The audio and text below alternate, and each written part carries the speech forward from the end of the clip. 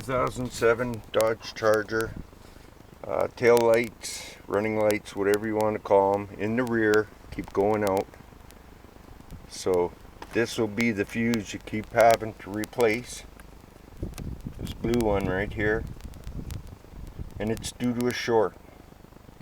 So what I did is I followed the wiring harness back, looking for any damage, goes through, and it goes into the from the engine compartment into the car, comes in right here, passenger side, runs along here,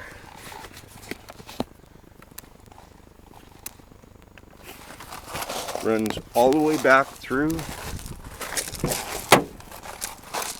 comes through in here, underneath the seat, comes out the back of the seat into the trunk.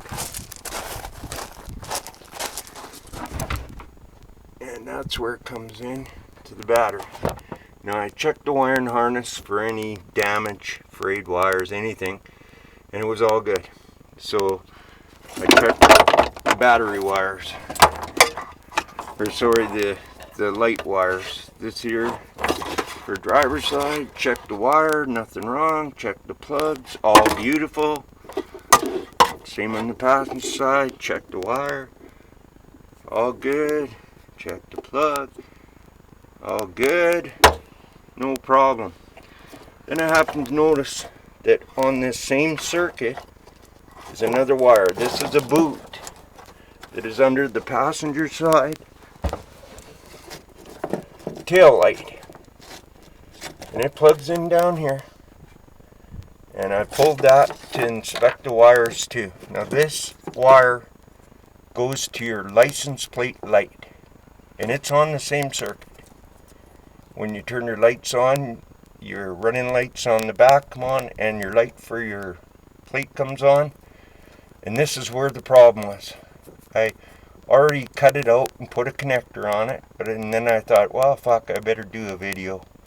So I did the video to show people, instead of going to the dealership and paying hundreds of dollars, getting tickets, replacing the fuse over and over again, just to pull this plug, this here, out of there, and inspect these wires. Now, this happened because there's a little clip. See that clip? It clips on the body inside there to keep the wire up, but from cheap steel, vibration, rust, whatever you want to call it, it come off. And the wire dropped down, and it sits right on top of the exhaust here, on top of this thing. And that's where it melted, and that's where it shorted.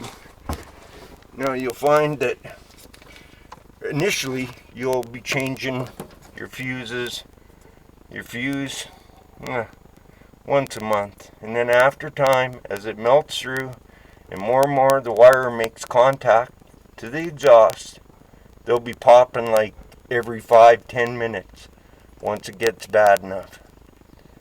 So I put a connector on. I'm going to tape it up real good, make it as close to watertight as possible, and that should be my issue solved. I hope this helps somebody out there, because I know it cost me a ticket. The frustration and not knowing what the hell was going on as far as short wise, and ripping my car apart.